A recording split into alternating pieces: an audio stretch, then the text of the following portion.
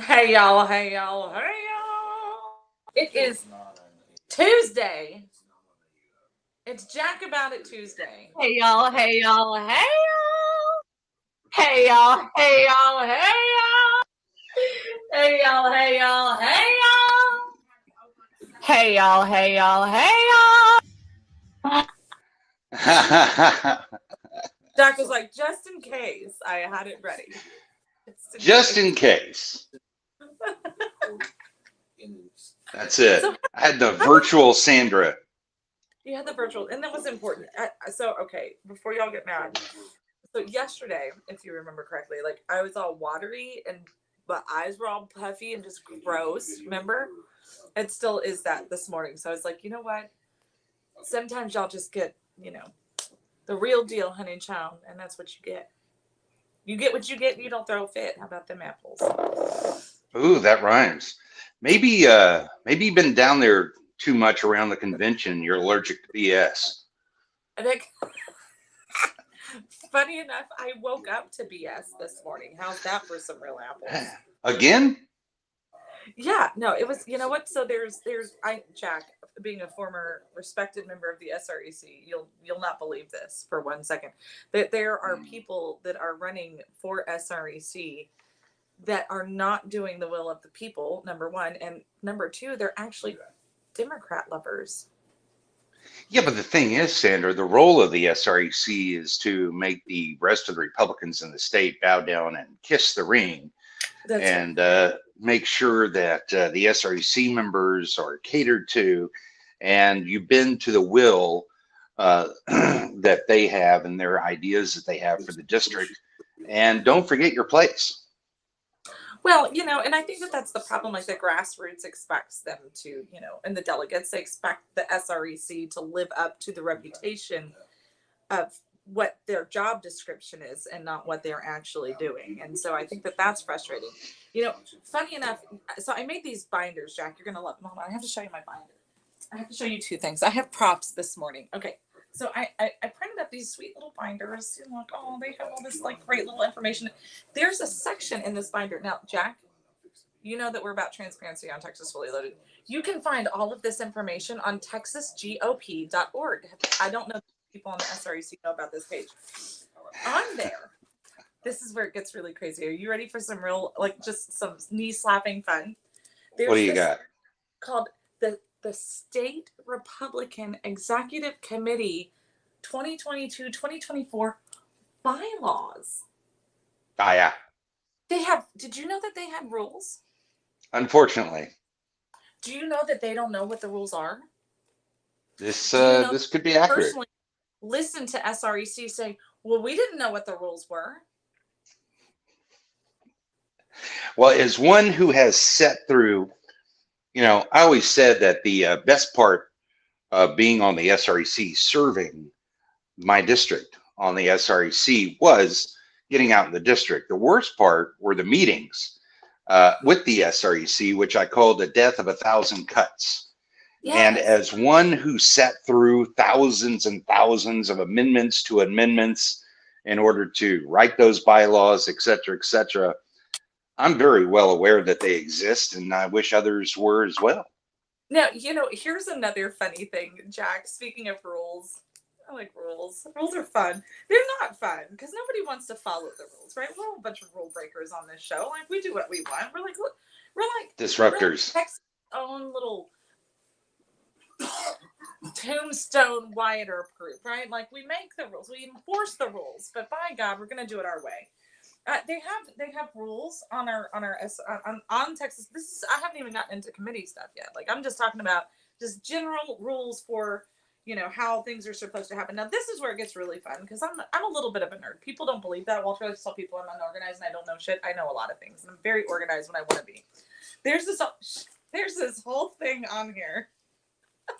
Jack's like, I'm not getting in that food fight.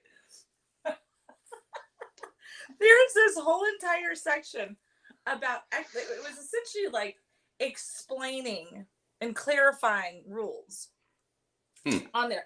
And funny enough, it's about a lot of Rule 8 stuff, interestingly enough. Here's where it gets really odd, if you will, just a little odd. Do you know if you go to texasgop.org right now, and I check this,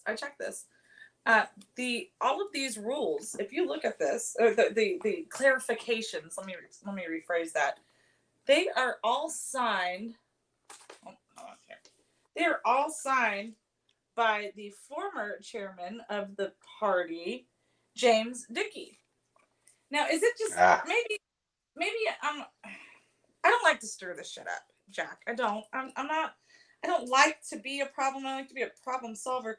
But I have a problem that, and this is going to even throw a little on my dear friend Alan West. So I forget. I'm sorry, Alan, but I have to ask questions that nobody else is asking. Why was the last chairman rules? Why was the last James chairman's Dickey. what? Oh, the last chairman to sign the rules? What? Oh, I just wanted to What? show that there's not just rules, but there's actually even a committee on rules that's meeting right this second, right there in San Antonio. For some reason, I need you to see what I'm seeing here for just a second, because it all went very weird and I don't see me. And you went into slow-mo voice. all right. You're still Well, slow-mo. Are you using a voice thing?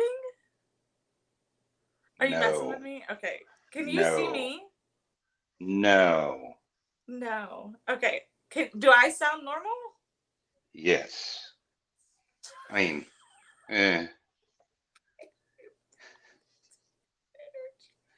she I'm has gonna evolved into start. Okay. pure dark energy. I don't know what's happening right now. This is great.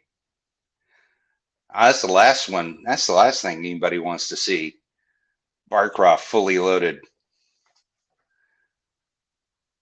Well, what you did see on the screen, folks, was actually the the rules committee. Oh, hey, look at that. The rules committee meeting right this second, and with Mark Ramsey at the helm. Oh, Mark Ramsey. That's great that they got Mark as the chair of the committee, since when he joined, they were keeping the committee with stone tablets. Hey, there's Sandra. I'll have you know that it did not record your voice in slow-mo voice. You're all like, Do you see the size of that chicken? What happened to the chicken? It got pooped on. Anyway, I was starting to say about that whole rules thing. It's just weird that nobody wants to clarify the rules. And then when you ask people about the rules, they're like, we didn't know that they were there, and maybe we don't understand them. But nobody has been willing to rule on the rules. Oh boy. Huh. Nobody's been willing to rule on the rules since Shane Dixie. That's like I was torturing myself watching the rules committee yesterday, and they were debating on rules for debating. I kid you not. It was painful. Now, They did that for an hour and then took an hour lunch break after debating rules for an hour. I think my favorite part of yesterday's rules committee hearing was Rachel Hooper. Huh. So we're sitting in the committee room, and now, hang on a second. Mark Ramsey. Hang on a second. Is she the little mousy one? Hang on a second. I'm gonna go grab that video to make sure you heard what you heard. Rachel You Hooper. heard it. I heard it. Tanya I heard it. We all heard it. And then somebody justified to me what she said. I'll be right back. Okay, you come right back, because you know I'm right. Was this a conversation about not waiting for delegates to testify in order to vote on things because they need to move them forward? I think it was right around in that time frame. I will wait for Walter's video footage. Is that fair? Is that fair? Okay, I will wait. To be fair, Jack, I've got to air some dirty laundry. Uh-oh. Are you ready? It's literally Yes. my line from yesterday, so this is what makes it even funnier. So yesterday, I'm talking to Walter and I are talking to Oh,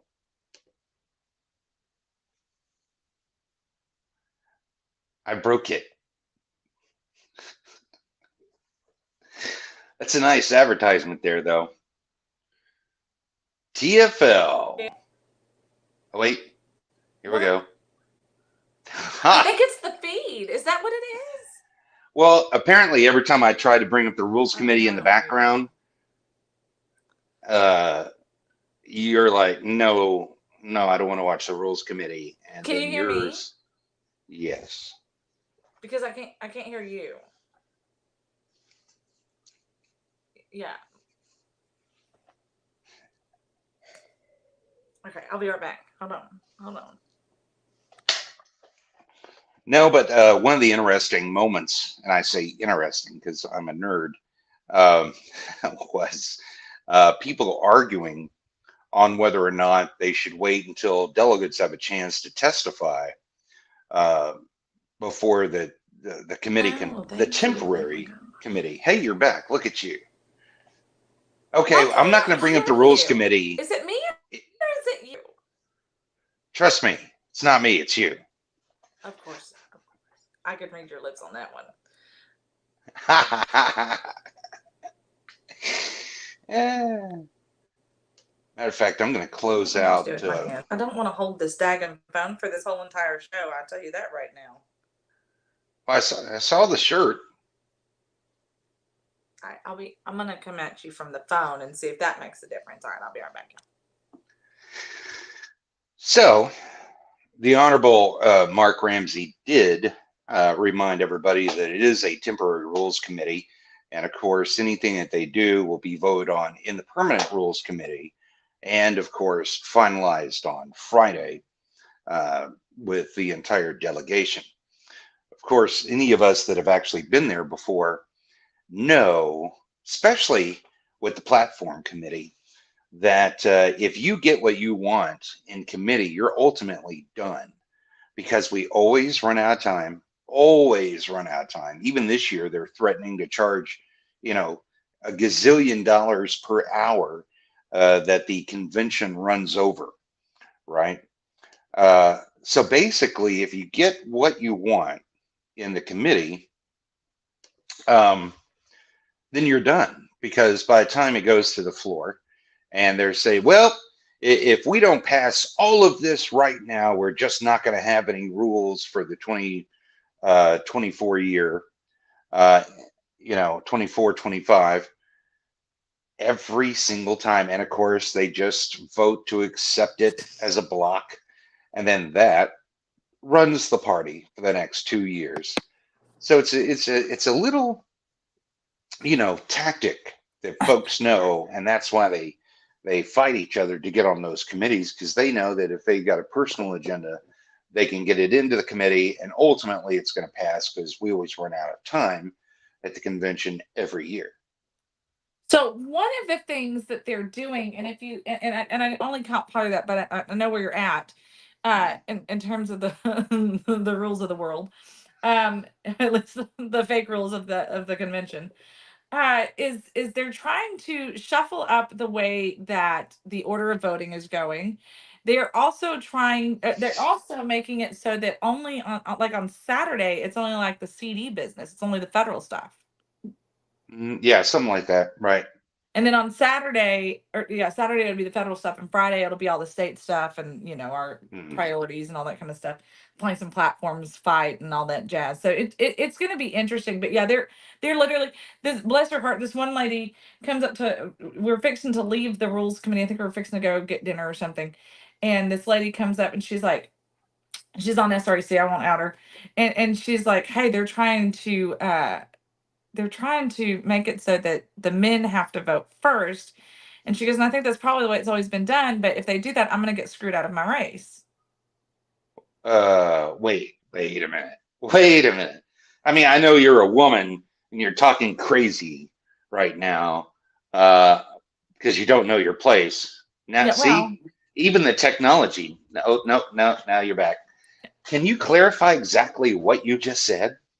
So they're for the SREC elections, they're trying to make it so they vote for the men first, Oh, committee men.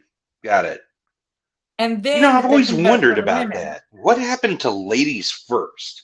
I've always wondered why we do the Oh. committee man first. And You guess know, and it, what? Walter testified to just that. So he literally just jumps up and runs into the front of the rules committee, and they were doing testimonies, and sure enough, he said the same exact thing. He's like, I'm pretty certain that chivalry, we're supposed to be that party.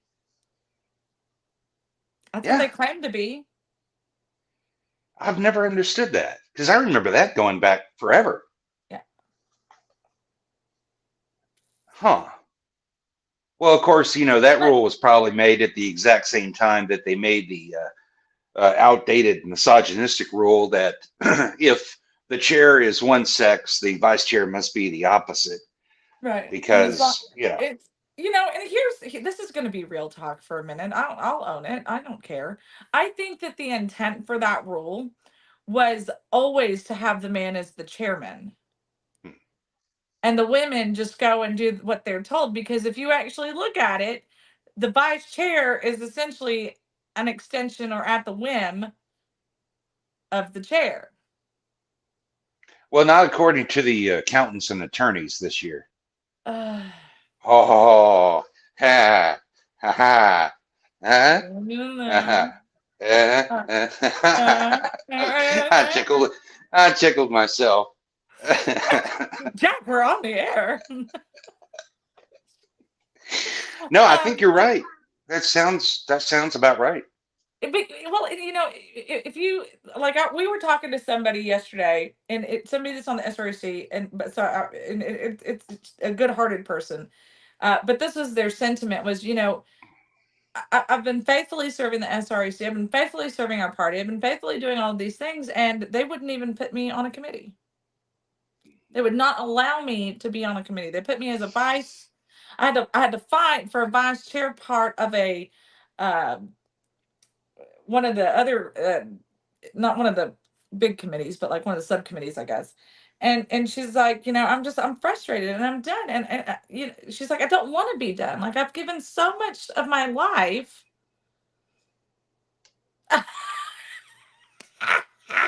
Because you said ew, men.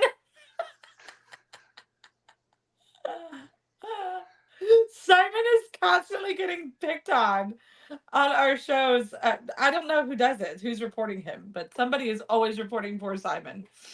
Um. Anyway, yeah. So there's a lot of frustration in the SREC of the few that are still trying to hold out and do the right thing. You know what I mean? And that Oh, that that absolutely. sucks. That really sucks. Well, I tell you what, I was Why? extremely. Go ahead. No, I was going to say, why is it that we're supposed to be the powerhouse Republican Party in the world, and yet we are the crappiest Republican Party in the world? I can't quite figure that out. We should be the most well-funded, well-organized, effective example to set for the nation. And Yep. instead, we're an example of how not to do things at the moment. Yeah, pretty much. And when you talk to people, and I'll kind of, I'll say it freely. I don't care. So I hope you're okay with this, Chelsea. But Chelsea and I spoke this morning, and I said, the reason I pretty much just disappeared out of Hidalgo County was because of Myra and Adrian. And she goes, wait, what? And I said, yeah. I said, I had a really strong presence in Hidalgo County until Myra Flores was my Hidalgo and Hispanic outreach director. Okay. I didn't do that. I do not see anybody else logged in either. That was just Hold on. I Hold on. I think the world is agreeing with you. I don't know what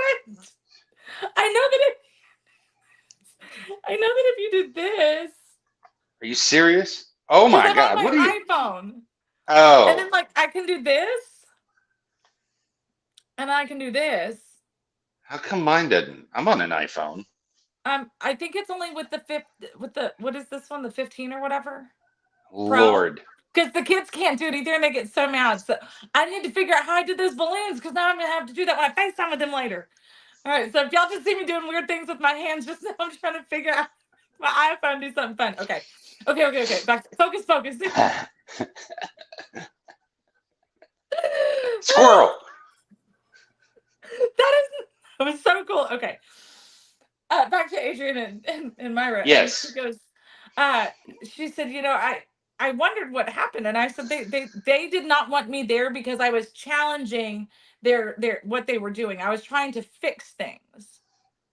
And they didn't like that because they had their own little group orgy going on. And if you were an outsider and you weren't going to play by their rules and they couldn't manipulate you, they didn't want you part of the club.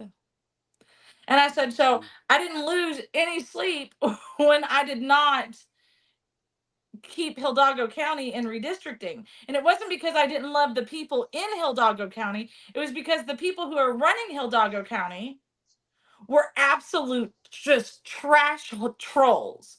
That's all they were. And last 2021, before we knew we weren't going to have Hidalgo County again, we were down there, and Adrian sat down with me with these big fake crocodile tears, and she loves me, and she just wishes that we could have worked better together, and she didn't know that there was this riff, and she just has these big tears dripping down her face, and I'm just like, well, I'm also glad we had this conversation. Well, you were talking about people that have actually put the work in and all that and wanted to actually do something. I mean, I'm getting flashbacks to, I'm sure this was probably your heyday, the Ron Paul year, the Ron Yes. Paulers, I was on the other side of that. Thank you very much. And anyway, you had people that had, like, older folks, men and women that had put in a good 30 years, and all they wanted to do was finally be a national delegate. But the Ron Paulers were organized that year, and those poor people were told no, in order for these new folks to go up there to try to buck the system and all that. So this year, you had Tim Dunn, the Wilkes brothers, Rinaldi, all that, kind of I wish I stacked knew you the were going to benches. test on this show and try and make me sick. I wouldn't have eaten this morning. Well, they stacked the benches, but then Rinaldi, put the final nail in the bitches by assigning all his cronies and the Dunn people to chairs of committees.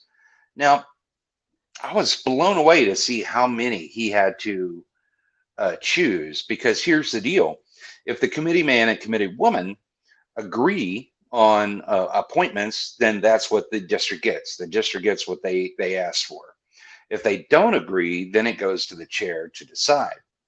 I remember, because it was 2018 maybe, and I had asked to be on rules, possibly, maybe it was 2016, I don't know. And Summer Wise and I had submitted different names, and I got one of the appointments I asked for, and Dickie got the rest, because that's what it was. It was Dickie appointments. She had submitted what he wanted, and of course we didn't agree, and of course the chair got what he wanted. Well, Rinaldi stacked the deck all over the place with committee appointments this go around. Oh, it's nauseating. Like, people are so frustrated. We were talking to some people yesterday in the back of the room. I think it was in the rules committee, and something was being talked about, and it was brilliant. I think it was something that Walter was thinking about doing or something, and they were all for it, and they said, "Look at that committee up there, and you tell me who's going to go on board with that. Who's going to push that through? Because none of those people up there are going to vote for that, and it. They stacked it against us." And and so here was something, and just because, okay, here's something that people need to understand in politics. Just because you can doesn't mean that you should, right? There's this thing, it's called ethics, I think is what it's called. Didn't we all have to take it in college Yeah, or but high school or I was something? Like, prescribed penicillin and it was gone in a couple of days. good for you. Uh, so we're sitting there, and Rachel Hooper is just being ridiculous in some of this stuff, and finally I looked over at the people that we were sitting with, and I said, "Is it just me, or does it just seem kind of cringe, if you will, that the party attorney is on the rules committee? Like, why is RPT staff allowed to be on the rules on any of these committees? Why Mm-hmm. is the RPT staff allowed to be on these committees? That doesn't make sense. I expect our SREC there. I do not expect the staff Mm-hmm. to be there. Now, to guide, sure. To answer questions, maybe for some clarification, not a problem. But to be on the committee as a voting piece of that committee, I think that I think that it is a bad look. I think it shows that we are pushing an agenda, because what is everybody going to do? They're going to default to whatever the staff says, because they do this every day. And I think it's tacky. I think that we should be better than that. But the problem is that the chairman that we have, the chairman that is being pushed, as Walter likes to call him, Plastic Jesus, they are going to continue the same exact lack of transparency, lack of actual grassroots. And they're going to continue to push back on the people who want those things. They're going to continue to push people who are absolute Democrats. They're going to continue to push people that are 100% controllable. They're not going to allow the people to be a part of the process, because the people might have their own mind and they might think for themselves, and they can't have that. If you start going back and you start looking, and I'm kind of mad that I can't do it right this second because the iPad was being weird. Some of these, you're right, Chelsea, it's not supposed to happen like that at all. But you start looking, what do we always say? Follow the money. And all of a sudden you see a void of money here, or so and so's friend is taking money from this person, but hey, this person didn't take it. So, I mean, they're fine, right? I mean, they're together everywhere, they're butt buddies. But we're supposed to trust that just because Bobby Joe over here took all that money, that Bobby Joe Jr. didn't take any of that money or didn't have any of that kind of influence. Hmm. I don't think so, Scooter. I don't think so, Scooter. Because Do you any of look, these names jump well, you out know at what? you? They, yeah, a few of them. Why? Mm-hmm. Well, these are let's see, what is this? SD caucus chairs. Mm-hmm. Let's see, Hooper. Oh, Luther. Oh. Yeah. Oh, Mm. Pena Garza. Adrian Pena Garza. Son Oh of a yeah. gun. Who else we got here? Surprise. Uh-huh. Let's see, Nick Fuentes. Oh, wait, no, never mind. CD caucus Mm. chairs. Mm.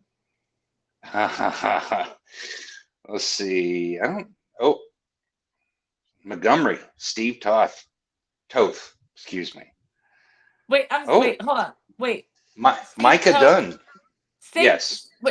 Wait. The state rep is going to caucus his CD. Or is Yes. going to be the chair of the CD caucus. Yes. Y'all see a problem with this, or is it just me? And then Micah Dunn is Tim Dunn's what daughter? Daughter-in-law, one of those things out of Midland. I mean, talk about the spoils of war. I mean, they're so blatant. It's not even covert. It's overt. Yeah. Uh, Wait, Robin Arms. why is Adrian chairing the CD caucus and the SD caucus? Double volunteered, possibly. Isn't that great? Two for Double one. appointed herself, possibly? Yeah. Yeah. Rachel Hmm. Hooper again So Rachel's also putting in Why? twice the amount of work Why does nobody else have a problem with this?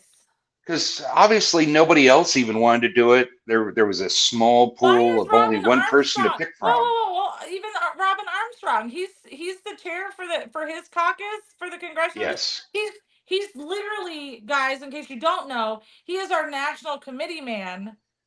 Mm-hmm. Why is he caucusing that CD? Mm-hmm. Yep. Let's keep going down. Oh, we got Robert, doesn't even have a last name, CD23. Oh, that says Uh, Bruce. It says Bruce over there. Oh wait, no, oh, kidding. David. That's the wait. Oh God, you're right. He did not have a last name. That's the county over there. It's Yeah, Bruce. yeah, Bruce County. Why doesn't CD20 have a what's CD20? Blank. Yeah, that's why. That's a Bear County is in CD20. I Ah, know for a they'll fact that probably they're why is there they'll get not a they'll get Armstrong to do it. David Halverson. All right. Tony Trevino. I haven't seen him in a while. Susan Fountain. Let's see. Naomi Narvaez. So she's on the Rules Committee and the chair for the Congressional Caucus. Woo-wee. why is there nobody from Now, CD38 either? don't ask questions you don't want to know the answers to. That's fair. What am I thinking? Credentials Committee, the I should just chair, walk David around with Wiley. this. We need to make this shirt for Texas Fully Loaded, the Don't Be a Salty Heifer one, and just add some Texas Fully Loaded flair. Because I'm like, this is literally like I almost wore it yesterday. I was like, no, I'm not gonna wear it. But then after the phone conversations and the in-person conversations, I'm like, I might just wear this all week. I don't care anymore. Like the police. No, I'm screaming. Well, here's the Rules Committee. The rules don't matter. Uh, But His here's what's Highness. fun. I want if you're a delegate and you're watching, I need you to hear this for just a moment. Um, so they're going to present these rules that they have decided on for the convention. Okay, these are called temporary rules until the body accepts them. Now Hmm, here's where it gets fun because this is where they're gonna want to push back and be like, "Oh, we can't do that. We busted our asses for a week on these rules and blah blah blah and Tim calls and da da da." Da." Well, that's fabulous. I'm proud of you. Thank you for stepping up. Thank you for doing your part for America, but for Texas more specifically. But if your rules don't jive for the body, then they should be challenged. The correct. problem is that the Republican Party of Texas at large, including county chairs, they don't want to be challenged on anything that they've decided because I know best. It's very much the Dan Crenshaw mentality. Remember when Dan Crenshaw and Ted Cruz did it also, where they said, "Well, we're elected. We're in Washington D.C. You don't think we don't know more than you do?" Oh, we gonna be like, oh, okay, we being like that. But wait a minute. Is there going to be a rule created that says the rules must be enforced and by whom? Jag. I know. I've only been involved in Texas politics for a hot minute. I'm a little naive. Oh, that's what we call a real knee slapper, my friend. That was a real knee slapper. Oh my gosh. Like just the level of what is wrong with it. Like we want transparency. We want transparency. Hey, I got a question. No, we don't. We're on a tight schedule. Very tight schedule. No We've already questions. decided on this in committees. Yeah, but we in the committee asking the questions like that y'all won't let us ask. Yesterday, I was asked if I was going to testify on some stuff, and I said, I don't know if I want to. I think I just want to sit here and watch everybody. Hmm. Uh, And take and, notes. I'm just kind of casually watching because one of the questions was, would I go and testify for uh one of the border the the Homeland Security the border The border unit. There we are. I know. I'm trying to. Ah, How did I do it? you're trying. I don't know what I did. Okay. Anyway, if I would go into the legislative priorities and testify for that, and I said Walter signed up for it, and I was like, I don't know. And they're like, really? You're always so good at it. And I was like, I know. But the problem is, well, I didn't say I know. That was a very Ah, Charlotte thing. I didn't actually say I know out loud. But the problem is that Simon, the problem is that we need a commercial break. Also, the problem is that there's just so much. Is it going to go anywhere? They've already made up their mind on if they're going to want to do it or not. Number one, and number two, is it going to go anywhere when we get it to the house next year? Is no, whoa, whoa, anything whoa. Wait productive a going to minute. happen? I don't understand your question because these committees are junior legislators. What they say becomes reality, right? Yeah. So, Once again, I'm a little naive. are you new at politics? Are you new at the I am. politicking? You're I very new am. at the politicking. I see.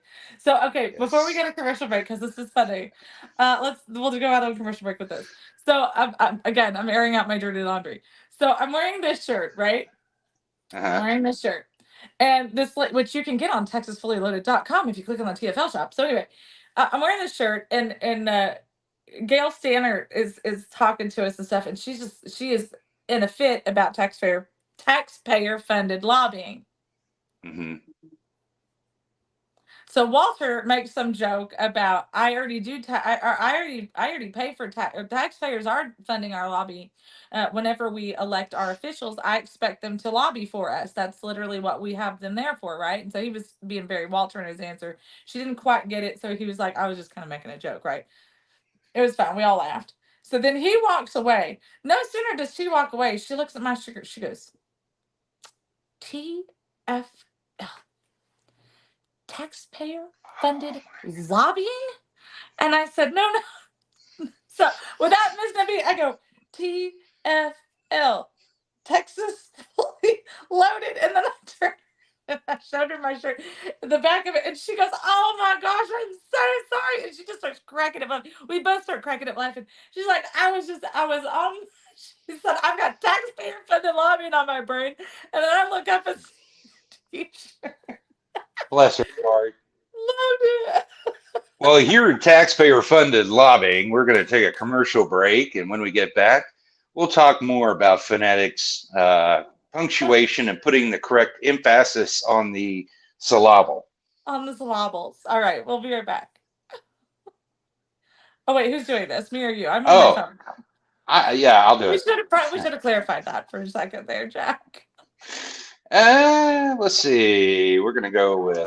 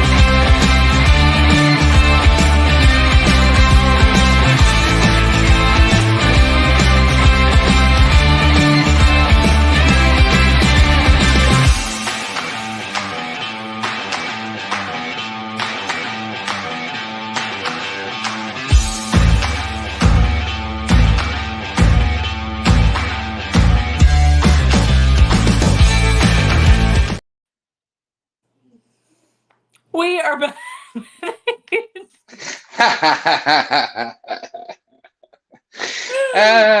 That's what you get when you wait a minute. How come I see you on the laptop? Oh, there you are. Okay, wow, that was weird. I could see you on the laptop, but you didn't. Minding my own business, gulping down some water. Come here. Let's go.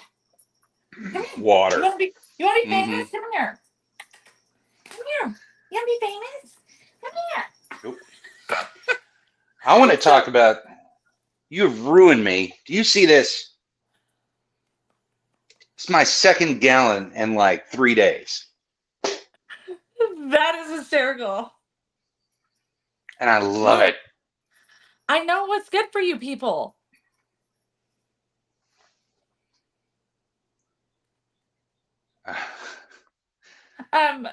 That's weird. I still want to know how we got the balloons. It is oats. It is oats, and it's good for you. It's good for you. So, Especially when you mix turmeric, cinnamon, pepper, cardamom, maple syrup, and vodka. No, wait a minute. No vodka. I have been playing in my mind about what we could put with it, though. They have the Dr. Pepper coconut cream. What? I haven't been able to find it. I went into 2 stores here, and I saw one of them psyched me out. I got so excited. It was a 12-pack, and it had that beachy thing on the side because I guess they're doing some sort of giveaway or something with it. And don't you know, I picked it up. I was all excited. I'll even drink the full thing for this just because I want to try it that badly. It was regular old Dr. Pepper teasing me with their little ads for their little summer giveaway. And I was like, it's dirty. It's dirty. See, I don't get that. Now you're the robot. That is so weird. Are you gonna go? You know what? Here's what I feel like I feel like Charlotte and I started this trend because so back in what was it, March? Jack, is that when Charlotte and I went to Dr. Pepper Museum? We weren't planning on going to Dr. Pepper Museum. The stars aligned. Jack was so mad at me because I was like, it was just a girlfriend's day. Because Charlotte and I have to have girlfriend time. This is Jack not talking to me now. So it was this whole thing. And so Charlotte and I went to Dr. Pepper Museum, and we were okay. Look, I was a little bit sad about this part because we wanted to do one of the tours, and it was sold out, and there wasn't going to be another one available until like way later in the day, and there was just no way that we could go. And so we didn't do that other tour. And anyway, but so you've gone. My sister and her husband were going, I think, last weekend. My dad and his sisters all went there last weekend at separate times, I believe. And then there was somebody else that said that they were going to Dr. Pepper Museum. And I was like, Charlotte and I are trendsetters. She is going to freak out when I tell her that. I'll be like, hey, Charlotte. And she says that like whenever, okay, so I don't know where everybody went. We're supposed to be talking about stuff. Walter has disappeared. Jack has disappeared. It's just me and you guys. Okay. So Charlotte and I, hi. So whenever I do fun things with the kids, do I sound normal again? Yes. Okay, good. Whenever I do things with the kids or I'm pumping them up about something, I'll be like, I'll come up with like some little chant or cheer or whatever. And I did that with the Dr. Pepper Museum, and I can't now quite recall what it was. Um, but anyway, so now every time I get a Dr. Pepper or ask her to get me one, she does the cheer for it. And that for some reason it has escaped my head. And then she'd be like, Ma, we're Dr. Pepper girls. And I was like, we are Dr. Pepper girls. She's like, I loved it when we went to Dr. Pepper Museum. And I was like, I know. She's like, we have to go back. And I'm like, I know. Oh my gosh, where are you? You're like, where's Walt Weirdo? Don't talk about me like I'm not here. Oh, I am where I am. Yeah, well, he be where he be. all right, that's fair. You go back and look at the film? Yes, and too much there. And then I got some other film of some voter fraud happening in the state of Texas. So the proper authority having jurisdiction is getting that one. Okay, well, then Fake I'm going to tell news. my story. I'm going to Tell tell your my story. story because other people heard it. You heard it, and then What? Okay, so we're sitting in the rules committee, and Mark Ramsey calls Rachel Hooper, and he goes, "Yes, Rachel," and she goes, Mrs. Hooper, she her." Hmm. Now nobody laughed that I could hear, but the whole room in the gallery goes silent. And we're like, what just happened here? So fast forward, and I see John. John Boucher is on the rules committee. I see John. He gives me a big hug, and I said something about, man, Rachel Hooper, right? And he goes, I actually, she and I kind of agree on some of the stuff she's pointing out, blah, blah. And I said, I don't know about any of that. I said, but what the hell was that whole Mrs. Hooper, she, her? And he's like, oh, it was just a joke. And I said, well, I didn't hear anybody laugh. Wow. She has no sense of humor, so yeah, that's way out of context. Come on, man. Now wait a minute. She's not the little mousy one, right? Or is it? Which one's the? Oh, okay. No, not a bit. Gotcha. So she's the blonde in the back row. With the back. Never mind. I'll give up. I'll Google it later. No, I have to tell y'all are gonna laugh. So that I think I know which one you're talking about. She was wearing like a blue blazer and khaki pants, really small. She's like smaller than I am. No, Yes. this one was wearing a white or a cream colored blazer with Got it. with maroon, brownish, or a dark red type pant. And so, Well, I identify. Okay, like she only has one mode, and it's Zoom. Like she did not walk anywhere. She ran everywhere she went. I was laughing so hard. I was like, bless her heart. And she I loved her. Like I liked what she had to say, and she was really doing the right thing for the right reasons. But I mean, she did not walk anywhere. She ran everywhere. Who's this? The little mousy one in the brown in the blue blazer with the khaki pants on. Okay, She got brown hair. Loved her. But I got to giggling because every time she'd get up, she'd like super. So Walt, we went through committee and caucus chair appointments, and we couldn't understand, like why Robin Armstrong and Naomi Narvaez and let's see, we could go to the museum. I don't know. There's several. Oh, Steve Toth. Steve Yeah. Toth. He's the chair for the CD caucus up there. Okay, he's probably which CD? I think it was at 8. That one. 2 or 8? Just hold Oh, that on, beautiful bean footage. He's pulling it back up. You just hold on a second. Your Honor. Walters might fight somebody. No, but I think it's tacky. He's an elected official. He has no business being the caucus chair.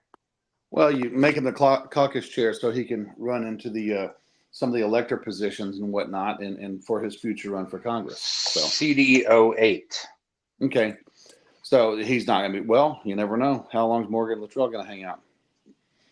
Yeah, and then also, oh gosh, my eye just switched. Adrian, 30 megabytes which? Yeah, Adriana Adrian Garja is doing her CD15. and the count the SD caucus, and then 20 doesn't even have anybody, and neither does 38. Yeah. CD20, CD20, and CD38.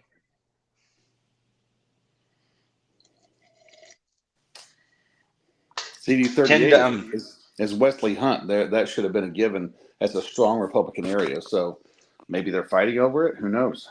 Could be. I don't know what's going on with 20 either, so I'm curious on 20 it. isn't that Joaquin Castro? Yes, it is. So I'm probably gonna get a phone call. Kyle, love you. Kyle Sinclair should be heading that caucus then. Yeah, if there's anyone for your caucus, Kyle should do it. You should call him. You got to call him anyway, Walter. What's that? I said you need to call him anyway. He lives in SD19. So Kyle Sinclair, Caucus 2.0. That's right. big old caucus. I hate all of you. As she swallows the water. Bottled. Let's see. Tim Dunn. Let's see. Tim Dunn's daughter-in-law, Micah Dunn, is chair of one of the caucuses. Gosh, stop! You're gonna make me seasick. Right? You're gonna make my oat juice come back up. Oh, yeah. It's gonna be yeah. I'm excited. I want to see what's gonna happen next. Like What's funny is on the rules as I was going back through, because I've got the footage stopped at a certain spot. What's funny is a lot of folks are debating time down to a 20-second and 30-second mark, and I understand where we're at with the convention and whatnot. But the one thing they're forgetting is travel between the SD caucuses and the general session. And they'll bring it up eventually, I'm sure. well, yeah, after they set the times on everything, then it's gonna be like, oh, wait a second. Well, okay, we're gonna have a floor vote. Remember how the Kay Bailey Hutchinson Center went back in 2016, where now you weren't me. My SD was at the far end of the building, so it took us 15 minutes That's right. to walk, and it was literally like herding cattle. And I was like, yeah, this ain't cool. This ain't fun. And it was literally like herding cattle. You get to one place to vote. It's like, hey, well, we're gonna have an SD caucus or SD whatever. We're caucusing there. We're doing this. We're doing that. And then, bam, you're back across the other way. And then it was, oh, we're gonna go to CD. And you're like, wait a second, what in the actual heck's going on? And yeah, you had more people that were. I mean, that was the funniest thing. And I was kind of like, wow, this is just a bunch of. I called it the nerd herd, and they were just following the next guy in front of them. And as we can see, this especially with his chairman's race, as Trey Trainer has pointed out, that he's calling question to whether or not Matt Rinaldi actually voted for Donald Trump in any of the elections. He's called for his ballot to come forward to make sure that there's transparency, and that's what we're looking at. So many people are just following the voice in front of them instead of the voice of reason. And we happen to know a lot of these people. They're literally just they're being led, and a lot of people are questioning me because I was questioning folks that were breaking the rules. Well, but they're a popular person there, and I'm like, hey, listen, I'm a rule breaker next to the next one. But whenever you publicize that you're breaking the rules, and I mean, my thing is I'll ask for forgiveness over permission any day of the week, but that's on stuff that's not going to be published, that's not contestable, that's not actually going to ruin somebody's life. What like our officials committee has done, and again, the people that have been staunch fighters against what has happened back out of the executive sessions that came out of the February first quarterly meeting, they haven't gone to the floor to fight. They're not moving along on certain things. And then the sad part is you have a lot of folks that was that Chelsea Garcia? It is. She's been all up in these comments today, honey job. Simon, if you do send it to 956. Actually, I found Melissa Nur is with SD20, and I found where she's been posting on a WhatsApp Trump train type page that she supports Democrats. She physically writes that out. And this is a person on SREC. And actually, those screenshots I took, and I sent those to Mark Ramsey on rules. I sent them to John Boucher on rules, because this is about closing primaries. This is a person who's against closing the primaries. And for whatever reason, well, actually, there's no for whatever reason. We know down in the valley that they have been meandering across the. It depends on how many tacos you can buy with I call it the peanut machine. And I'm not talking about the one for Myra Flores's campaign. I'm talking about the peanut machine that actually, and there's no C or S at the end of that, but the peanut machine that has been stagnant along that river for years now. The mayor, Javier Villalobos, I think he left in 2013 or 2014 as the Republican Party chairman down there. And since then, they've been stagnant. He's now the mayor. And so he's been the mayor since 2021 or 2021. And he has, he's been rocking it out down there as a Republican. The fun thing is he's nonpartisan, of course, race. He's able to bring Democrats to the table and just kind of pound them with the conservative sensibility hammer. And it's slowly been working. Whereas the Republican machine down there, the peanut machine, as I like to call it, they can't seem to hold their own. So that all they can rely on is the same party games that they play. And of course, now the peanut machine has moved to Austin. There's still the Groper lawsuit that's out there with the Myra Flores campaign and the RNC campaign that came from son or junior peanut machine. But I mean, it mirrors the Brian Slayton incident with the girl that was from down there that was groomed by the peanut machine also. So those are things you have to really think about. Who's in these SREC positions? Who's been running the party, and why do they want to have this much vitriol in this time of what's happening right now? Why is there this much going on, especially with the billionaires out in West Texas? You'd think they'd want to win, and that's not actually the case right now. It looks like they're putting all their money into other baskets instead of the party, as we've seen. Matt Rinaldi has pretty much bankrupted the party to the tune worse than James Dickey was ever accused, and Meckler was never faulty with the money. So anyway, Does the name Kerry Cheshire ring a bell? oh yeah, he does a lot of apps and stuff. Yep. Well, he was the one that was caught on tape on a curse-laden rant mocking Governor Abbott's disability, and he's very close to Dunn and Wilkes. He's chair of Senate Caucus 12. He's also responsible for being in Speaker, sending out fake Christmas cards in Speaker Phelan's district, talking about how Phelan was behind a pro-Muslim session of history, et cetera, et cetera. You got Michael Evans. Michael Evans is the chair of District 17. You know him. Or am I thinking of Chris? Because Chris is in there also somewhere. Let's see, Rinaldi. See, Brady Gray, president of Texas Family Project, is the chair of CD 25. I mean, it's amazing that, just like I was telling Sandra earlier, apparently there's not enough grassroots folks that wanted to volunteer for these positions. They have to go to the spoils of war. Well, actually, so those are appointed positions by Matt Rinaldi. I've had several SREC members say, "Hey, I propose this person here." Remember, if both of the SRECs don't agree, then the chairman gets to pick, and so that's what's happened. It's if I don't get my way, then I'll take it from one side, so that whenever the other one says, "No, this is who I want," they nix them both out. He puts in his person to begin with. So it's funny that. Right now, this isn't 2016. This isn't Ted Cruz versus Donald Trump, and we just lost that. So we're gonna get our guy back in there. We've already seen Donald Trump in action. We've already seen the cheat in action, and this is just another point. The fact that Rinaldi has kept the party this divided since basically January. And we saw how when Deborah Fight came out with her executive session accusations that were, and never at any time did she offer up um, uh, questions for like the vice chair. Never at any time did she offer up, hey, remember, she's real big into church and stuff.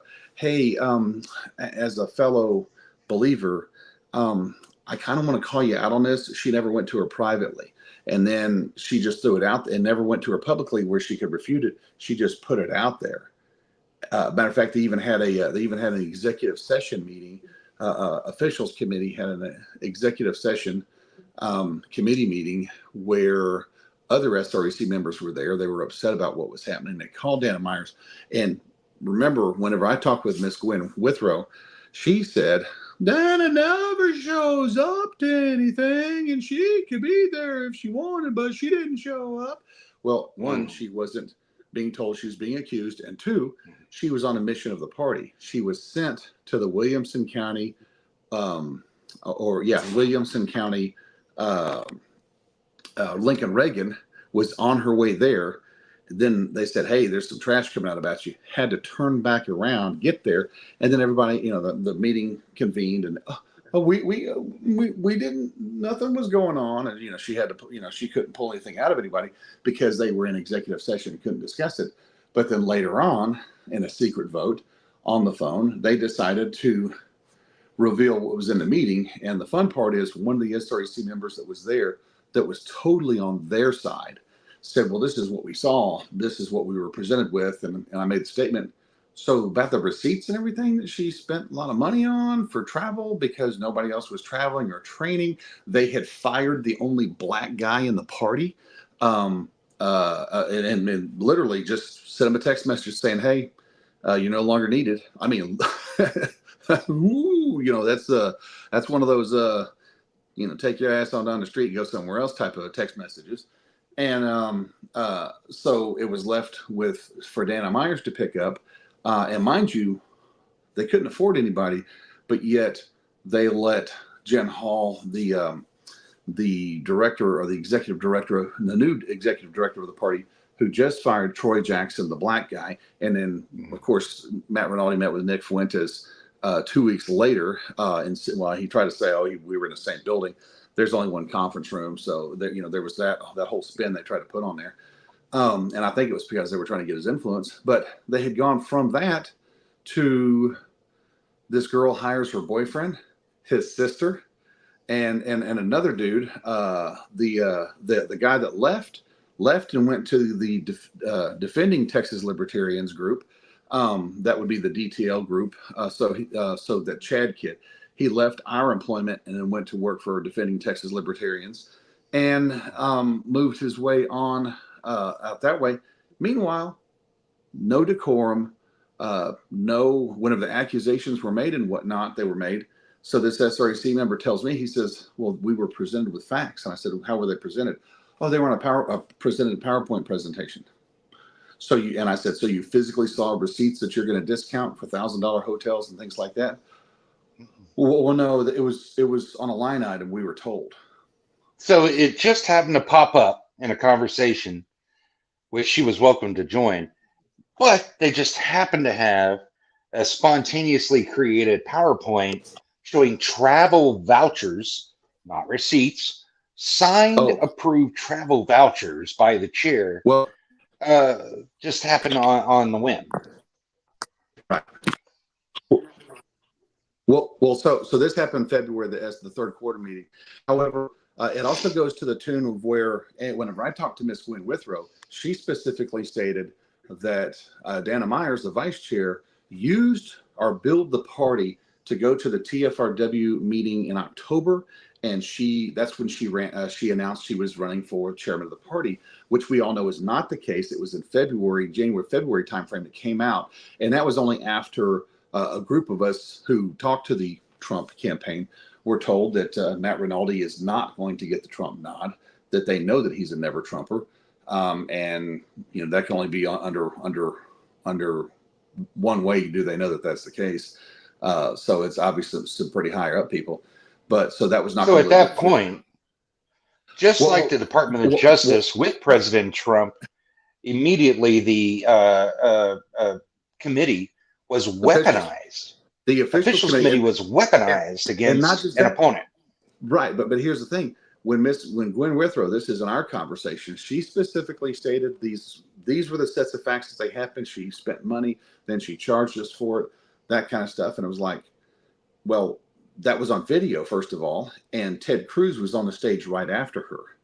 Mhm. So they knew that this was, they didn't know this was the case. I really think she was duped because somebody told her. And again, like I stated at the beginning, she was just following the cattle car. She was just following the sheep in front of her to get onto the cattle car. And remember, whenever you don't have your AR, you get on the cattle car. That's how these people act. This is Now also a woman remember, who's, when you remember, asked about the previous vice chairs, the response was, well, they've always done it this way. It's just now we're implementing changes.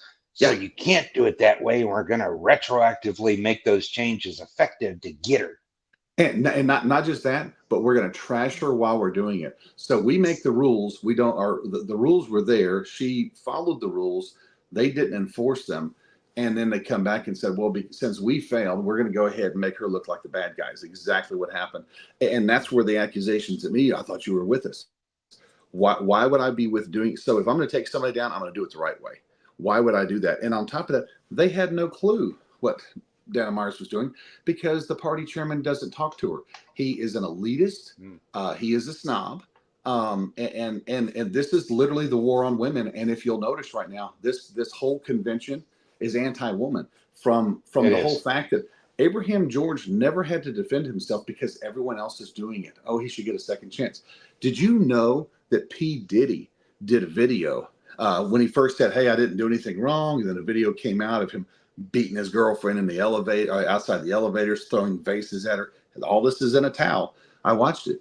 He came back later on and said, "There's no excuse for what I did, blah, blah, blah, whatever." Of course, he's paid out millions of dollars now. But at the same time, he whether it was real or not, he actually made a statement on it.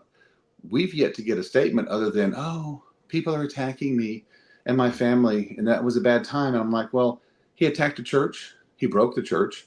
One of the attorneys for the church that had him removed from the church, or whatever happened with the church. I don't know if he was removed permanently or not, but I know the police body cams were there. And you can't say the cops are liars. And right now, from the Attorney General Paxton on down, they're saying, F the police, they're lying to you whenever it's physical body cam evidence. Why can't they address domestic violence like they did? And remember, Grace Jones is who I'm specifically talking about, who was killed on September 27th. But why can't they address that whenever they made a statement about her death, and then you heard nothing about it after the last statement that Rinaldi had put together? He couldn't stand her. She was not on that team. And her and I, we agreed less than 40% of the time, but we were kind to each other. We were, and she was a source of information for the party. We could, it was one of those things. Hey, you're not going to knock her out, so let's just do it. And if you look at who's in there now, the person in there now doesn't speak Spanish. Is in an area down in Hidalgo County where See, where the peanut machine is constantly losing. And it's out of the hole down there. And you have these folks that, and I'm not just going on race or anything, but you have these folks that are constantly going along to get along. And we need people from each SD that could be an independent thinker and do what's right for the SD, and then come For the to the whole party, SD. come to the party and talk to the whole state and say, this is what I need for my SD, and be a representative of their SD. Right now, the SREC literally mirrors what Mike Johnson and what Kevin McCarthy have done to the U.S. Congress. Literally mirror what Dade Phelan has done to the U.S. Congress. What's happened to Dana Myers literally is what has happened to Donald Trump. We're physically watching it go on right now. And it's the Republican Party's war on women, and not just the war on women, but it is the Republican Party's war on women and war on the grassroots. rules for control. Exactly. I mean, Wilkes and Dunn paid good money for these appointments. And, I'm glad at least Well, somebody's getting an the ROI. party's not going to see that money. The Oh, no. attorneys No. that run And the you know party, what? they're going to Here's see here that. here's going to be the thing is, and I've been thinking about this, and all of these asshats who are not donating specifically because they couldn't control Rinaldi, because Rinaldi still needed to protect his reputation for whatever godforsaken reason. Uh, so they weren't supporting the party because they weren't able to control the party, because nobody still really knows who Matt Rinaldi works for. And so now what's going to happen is, because Abraham George raised so much money for Collin County, when if But did Abraham he? George, But wait a minute, did he? listen. But if Abraham George gets elected, then all of a sudden the Wilkes money's going to come back, and all these big assholes who've been controlling the party by manipulation, they're going to start pouring money back into the party, and then they're going to be like, "See, look, see, Dana couldn't have done this. Dana couldn't have done this." Well, because Dana's going to bring in money from people who aren't trying to control the party. Well, and keep in mind the whole TLR thing came up. Oh, Dana took $5,000 from TLR. That's back when she was in Harris County, and she took TLR money and gave it to the judges. It wasn't like it was her own money. She wasn't running for anything. However, if you look at the 175 or 150,000 plus that Matt Rinaldi took while he was our freedom fighter for the Freedom Caucus against the TLR push back whenever they were all working together, it makes you wonder how much was staged back then. It makes you wonder, why did Steve Toth actually leave the Freedom Caucus and not?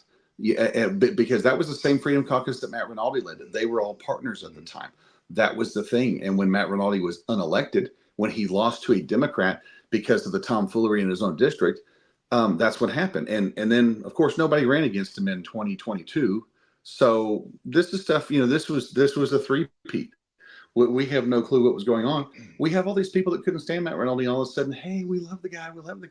It's because they want the Wilkes, I call it, the Wilkes and Dunn money. That's fine. I don't know those people. I know that they watch my Facebook stuff. I know what they're capable of.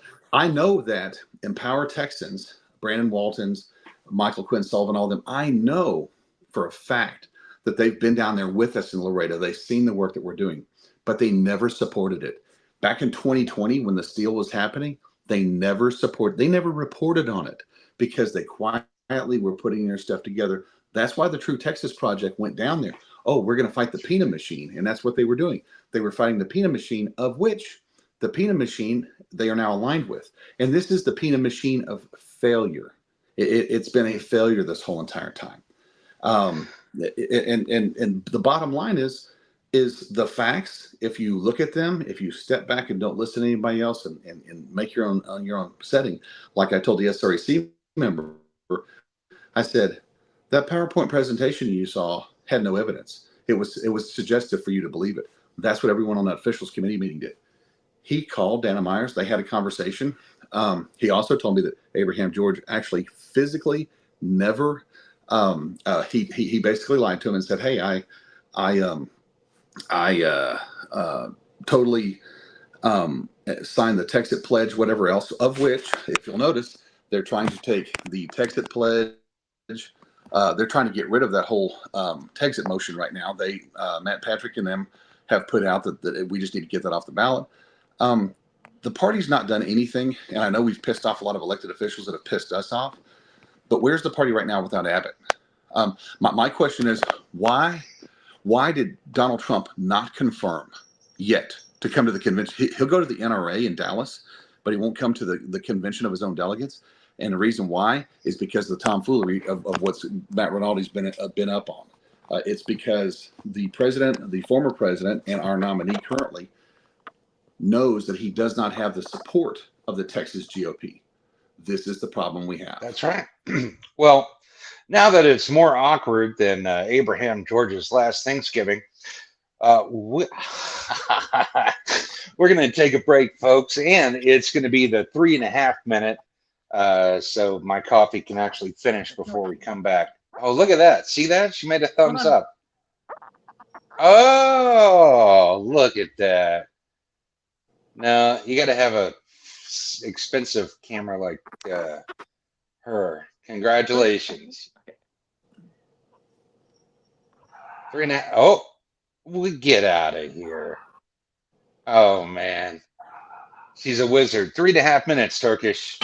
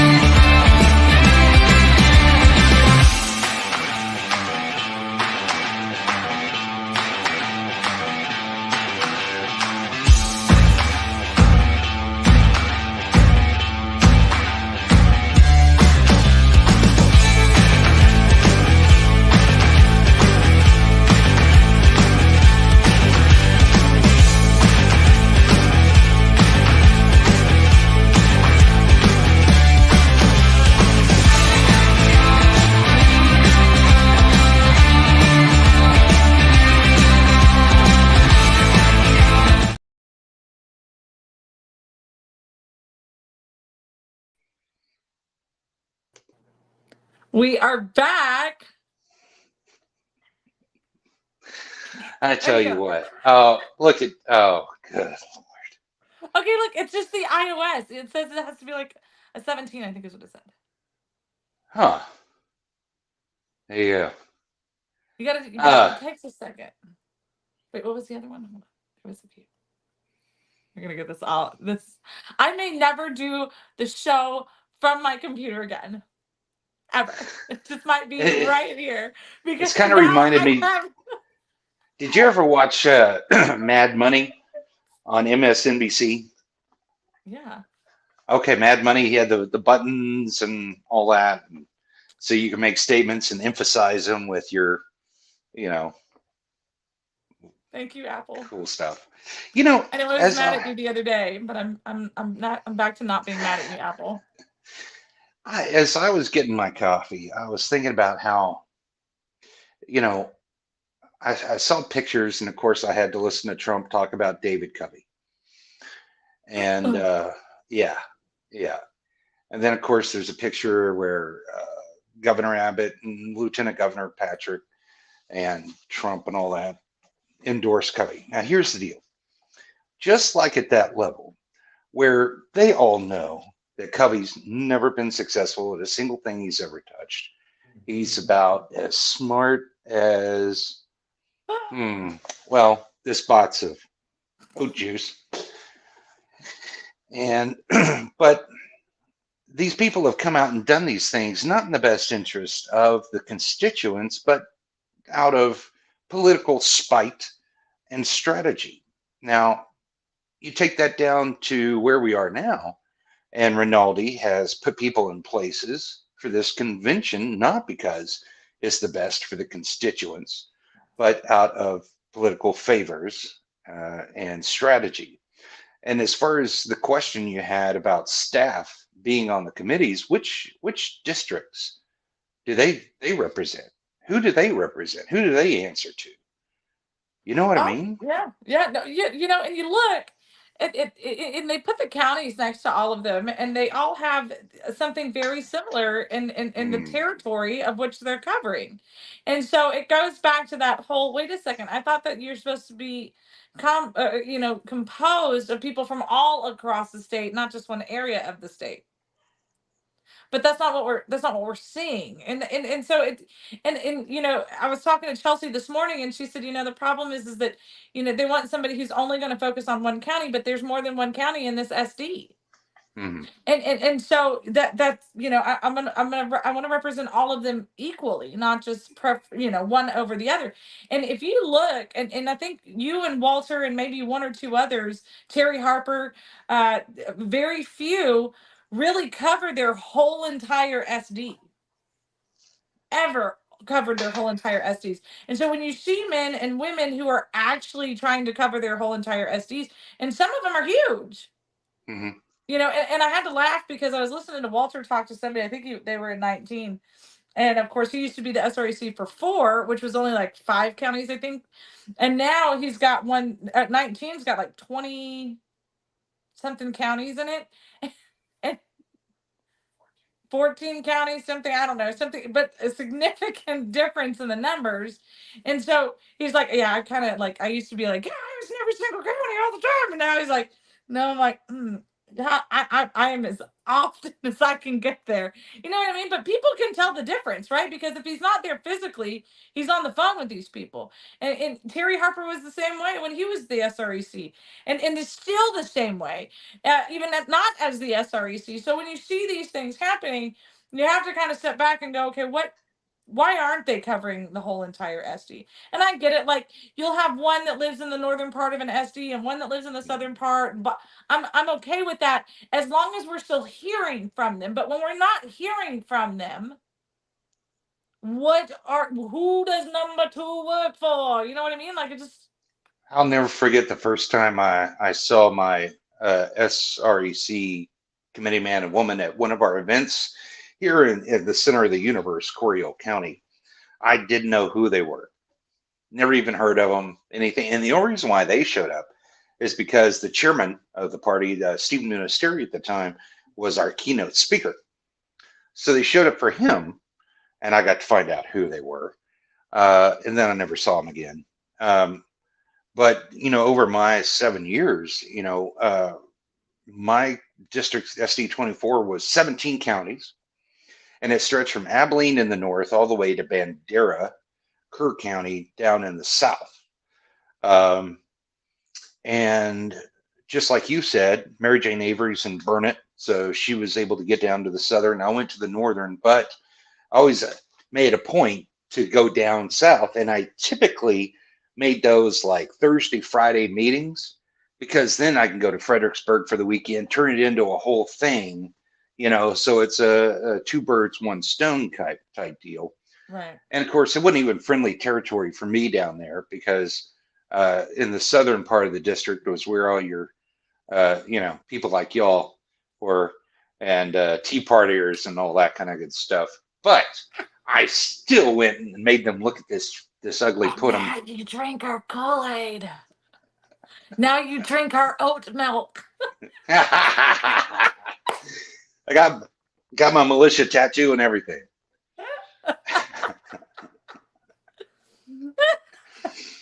Jack's like, damn you, But Sandra.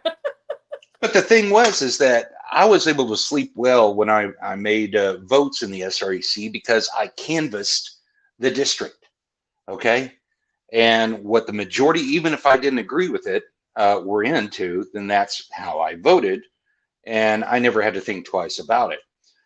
Uh, Going back to what we originally talked about at the opening of the show, you got the kiss the ring people, and they don't canvass anything. They're like, well, they were smart enough to elect me in this position, and they know that I'm going to make the right decision. But if they're in cahoots with, the minority and or the rhinocrats or whatever you want to call them, then they're not representing the district that elected them there, and they don't find out, and they have to wait another 2 years in order to fix it. Well, and here is uh, something that we're running into, and I'll call this out in my district. So I love Tony. I think that she's fantastic, but she is not as conservative as a lot of the district is, but she is very conservative for her area of the district. She very well matches the area that she lives in of our district, and You mean so she's where's your conservative meter though? I mean, we're talking about far right, Stark far right. County, Oh, okay, yeah. New Oh, Right, hmm. if that's a word. Well, God bless her, but at least she shows up and doesn't phone She it shows in up. like Armstrong did it all this whole time. Mm. She shows up and she answers questions. I think she's been a good um worker and helping out everyone. But she's for keeping the primaries open. And I'm like, because of Starr County and she says also because of Zapata County, but the people of Zapata County are like, no, we need to close the primary. We gotta knock this BS out. And so, Hmm. it's frustrating, right?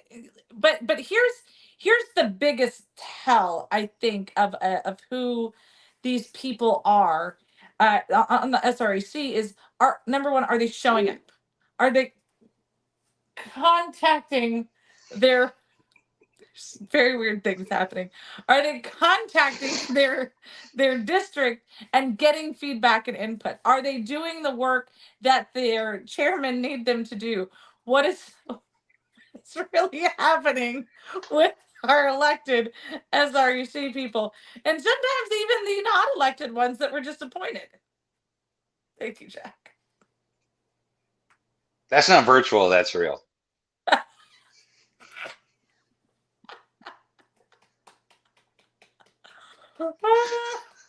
I don't know why that's on my desk, but I'm glad it is. Oh, look at that. Oh my goodness. The more you know. Uh-huh. I'm gonna Uh-huh. have to update my iOS. Yes, yes. I don't know if you can do it with the iPad or not. I'm excited though, and I'm gonna freak the little ones out this afternoon. I'm super pumped about that.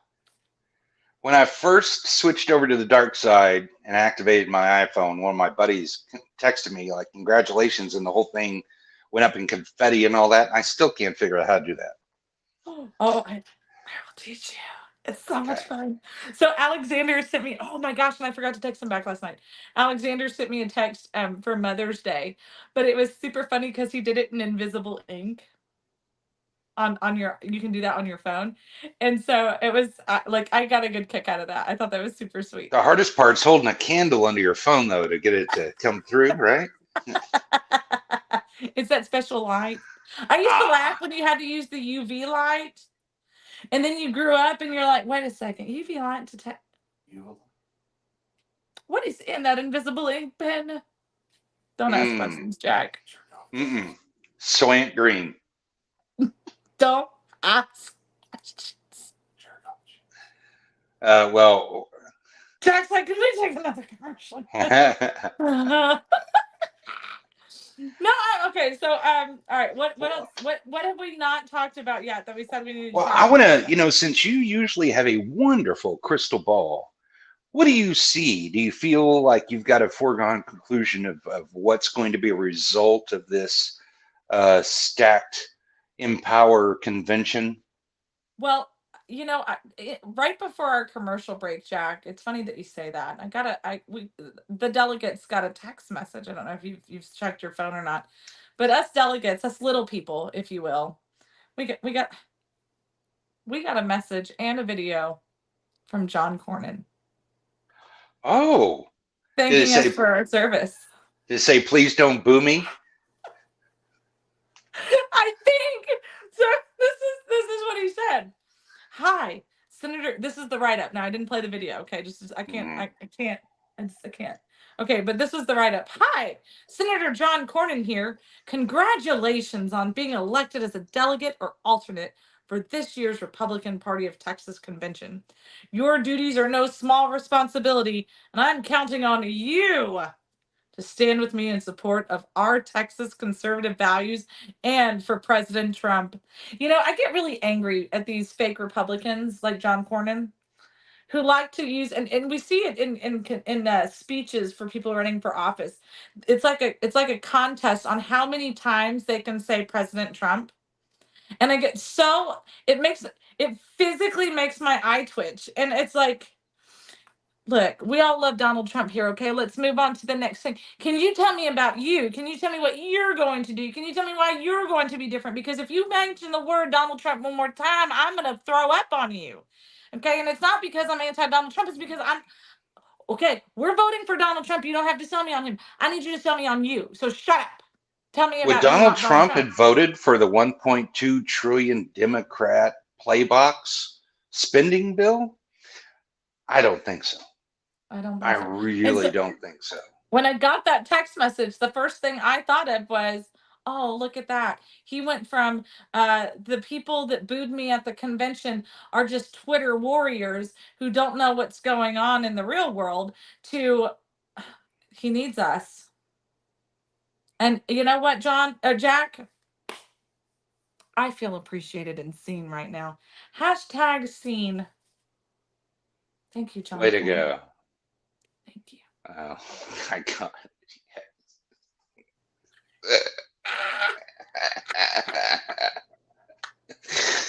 That is great. Oh, Oh my I said I'd gosh. rather stand in a garden of burning cactus than stand anywhere near John Cornyn. I'd rather French kiss an armadillo. Oh God. Uh, No, I mean, I don't. These people, they count on the fact and this is true, and we know that this is true because we talk about it all the time. They count on the fact that voters have short-term memory. yes. I mean, like 10-second Tom. We've been over this on the show. Like Mhm. they know that that's who really the delegates are. I'm sorry, the typical voter is. The Yes. problem is that they think that the delegates are the same way. Most of the delegates are not the same way. They have a scorebook and they're keeping score. Hmm. But you get these arrogant bastards like John Cornyn and Ted Cruz and all of these assholes, and they come out and they think that we're just stupid, ignorant buttholes. And then he's like, "Hey, friends, Hey. thanks for Hi. being here." I'm Tom. And it's just Vote for like Trump. you know that like we didn't just do this weekend because we didn't have anything else to do. Like we've been paying attention. That's why we're here. And the problem is that the Tim Duns of the world and the TLR, the Dick Weeklies of the world and the Abraham Georges of the world, they're all busy in their little private orgies with these people, patting each other on the butt and saying, "Oh, you do such a great job. Everybody loves you." What Yeah, of course. hotel is Of hosting that one? course. It's a new underground hotel this year. Ah. Oh, Riverwalk. All right. Your words, not mine. But you just you get sick of it. It's like a vomit soup at the end of the day because We've seen it. We know what's going to happen next. We know that they're going to get out there. We know that they're trying to not trying. They are stacking the deck. And here's the thing.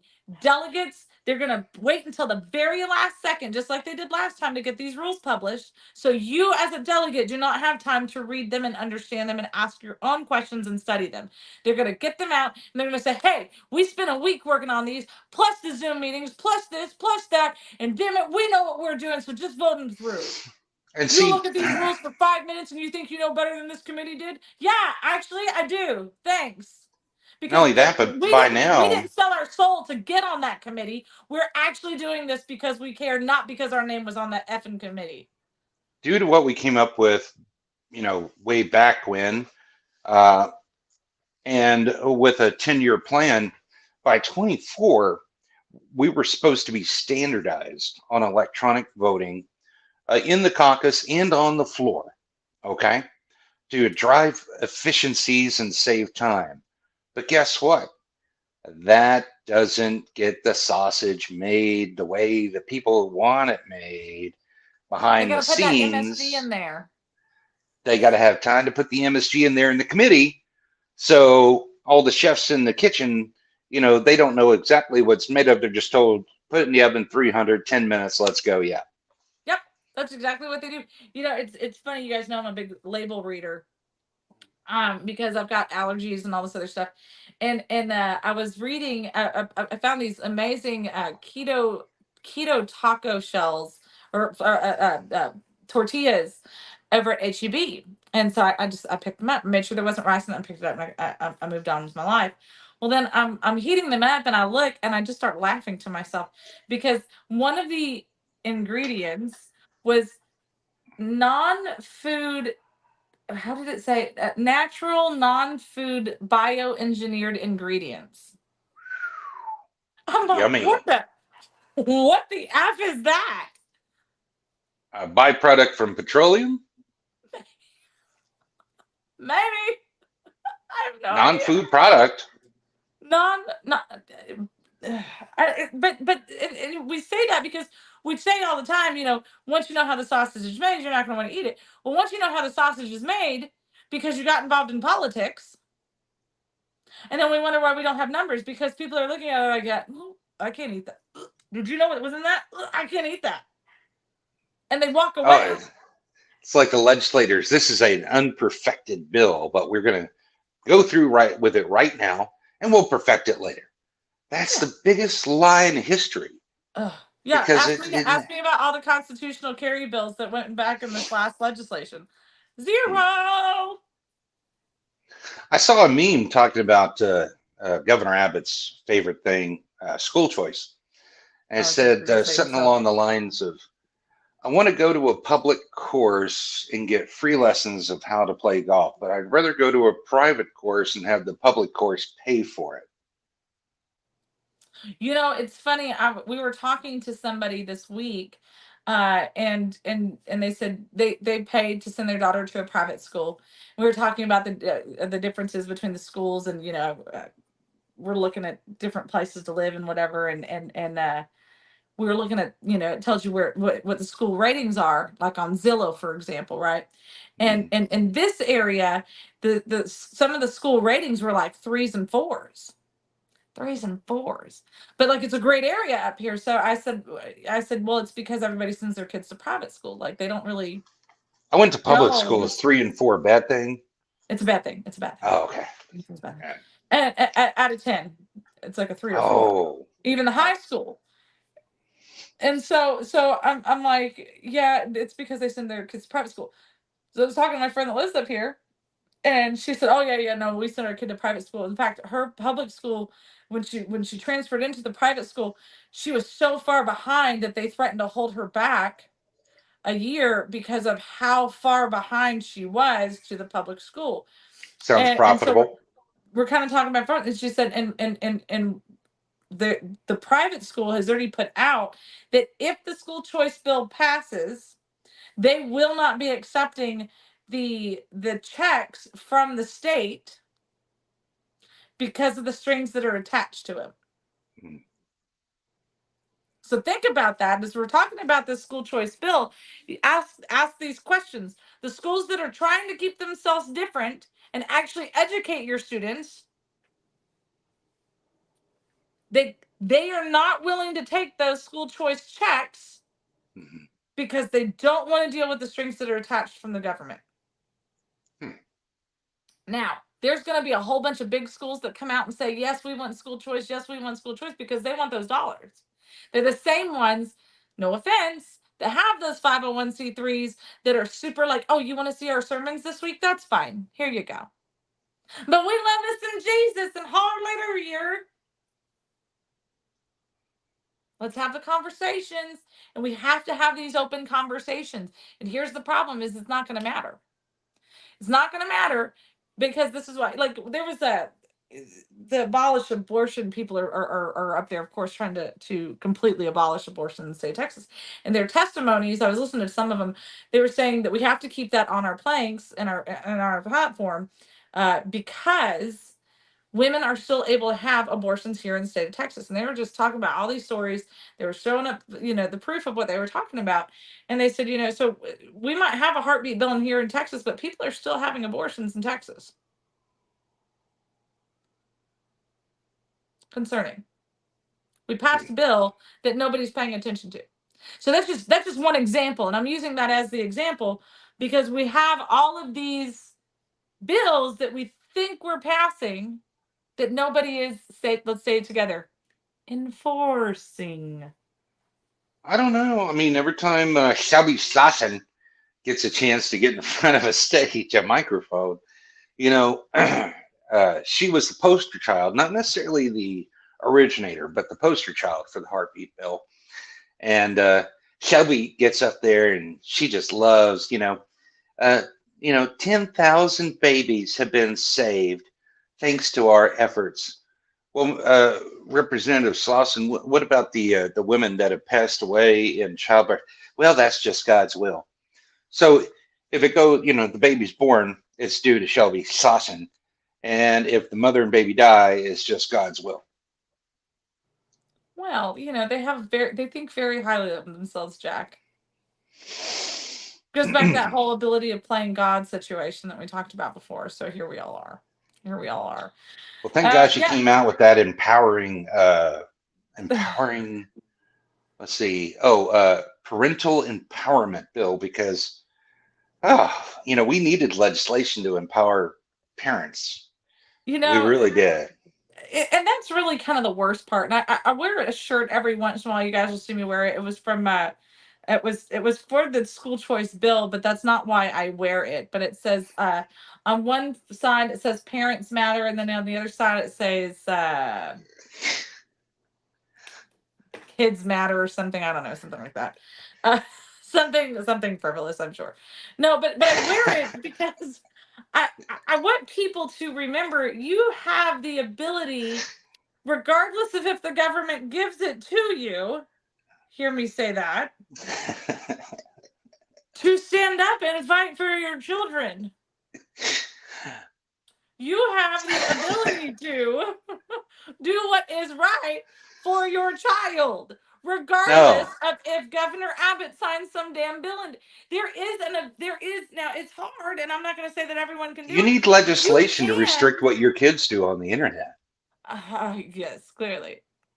What was the joke that we made? It wasn't on purpose, and then we did it, and it was hysterical when they banned Pornhub. And Yes. there's a lot of frustrated people. Well, here's the deal. We have to be the bully police for everything and everyone, and then scream that we're conservatives, and then that's why we're doing it. Instead of saying, well, wait a second, I thought that we wanted less government, not more government. Well, while so I'll be heading down there to the convention to join you guys. And before I get there, will you do me a favor? I want you to, while you're in this printing shirt mode, I want you to print me a pro school choice shirt and misspell all the words. Oh, God, that is.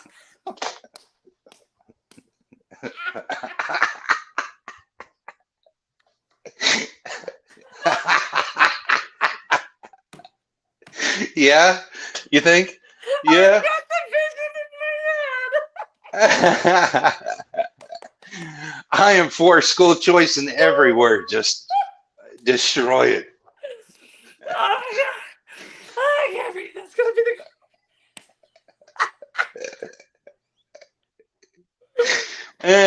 Or I'm a product of school choice, and then I think the there's something there. I think there's something there.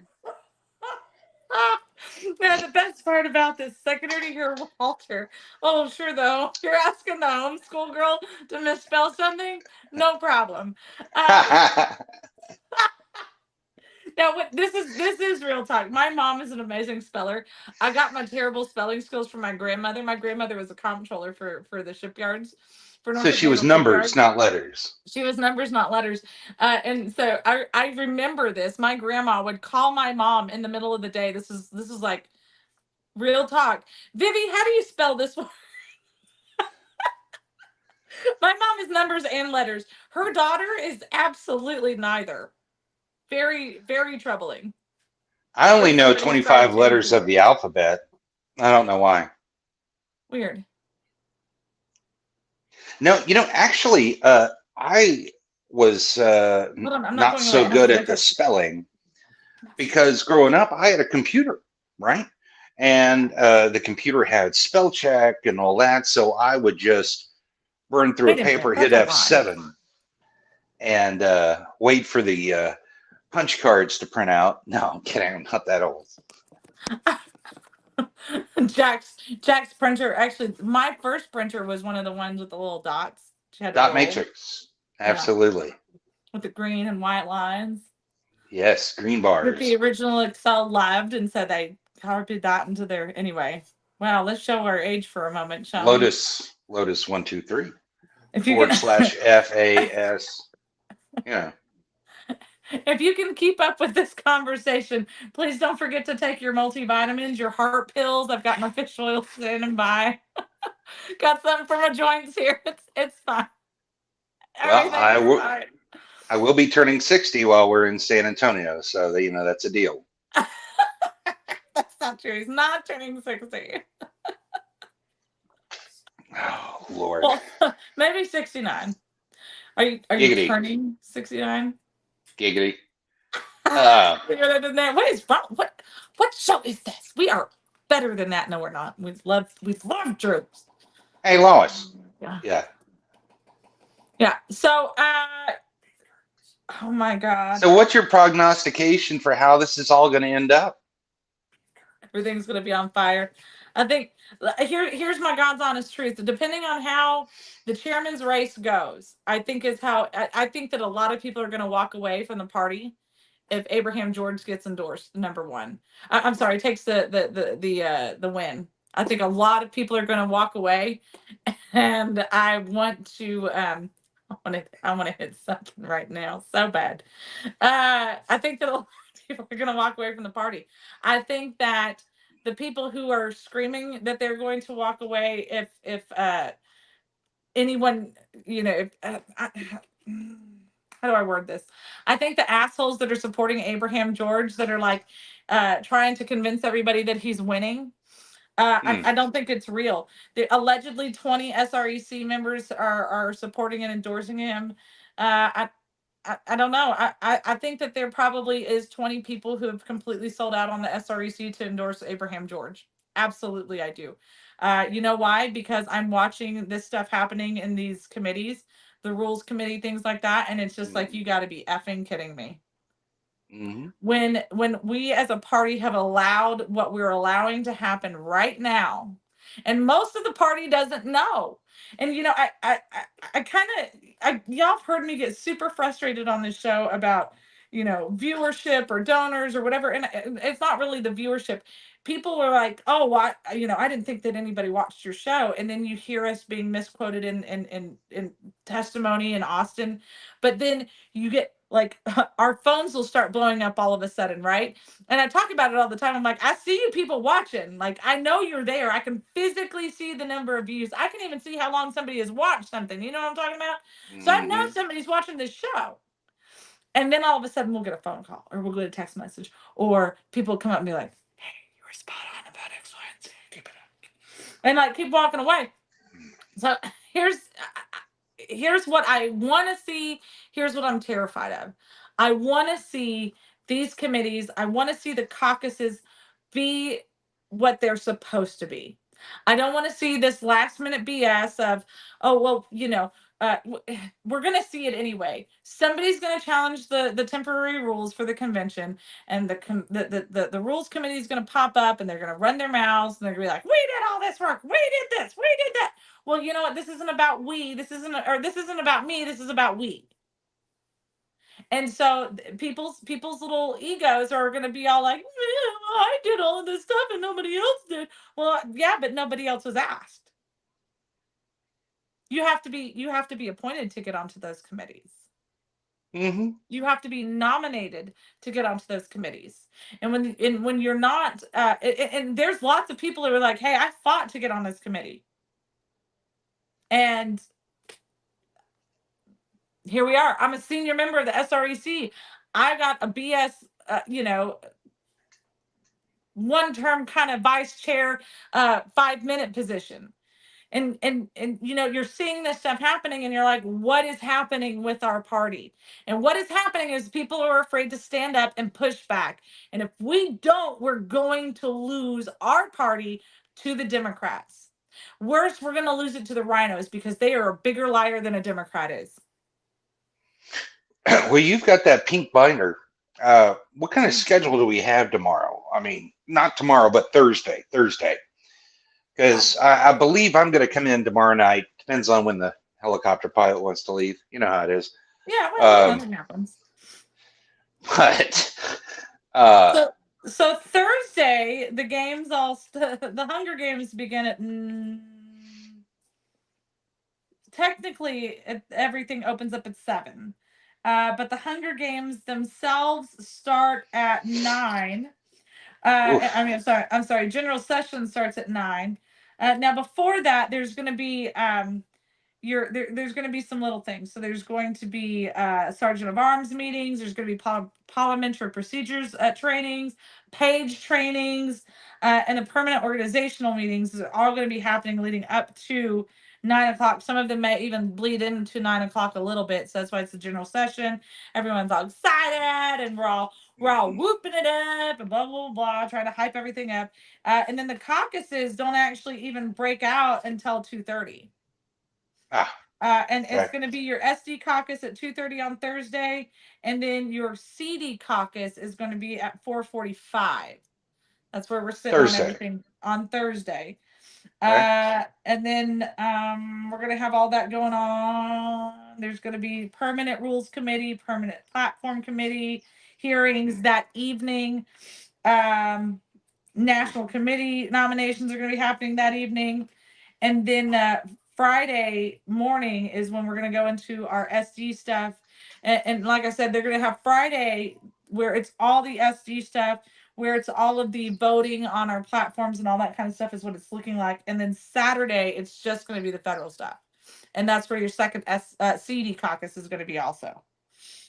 Well, I've got some family stuff going on tomorrow night, but I'm going to see if I can have them switch it to lunch instead because, it sounds like I need to get there so I can be up bright and early Thursday morning.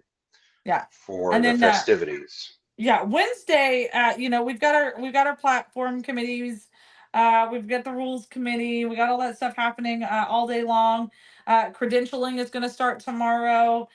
So if you want to try and knock somebody out, like go gadget arms, I'm screaming. And then just kind of everybody arriving and trainings if you've been appointed to something or you've been asked to serve in a way. There's some of those trainings are going to be happening tomorrow as well. So it's a good time to get here, kind of get rooted in a little bit for you guys so that we can start ask questions. I say it all the time. Feel free to come up and ask us a question. Give us a call. If you see one of us, pull us aside and say, hey, what's this? Maybe I don't understand something, or fill in the blank. We love to have those conversations. We're not going to debate with you. Well, folks, here on the TFL network, taxpayer-funded lobbying, we'll be back at you tomorrow to spread some more truth with the Convention 2024 edition. Up next, we have Miss Mendoza, right? Yes, we do. So break a leg, Marianne. We love you. We'll see the rest of you guys later. Bye, y'all. Am I pushing the button? I'll push the button. I'll push the button. Okay.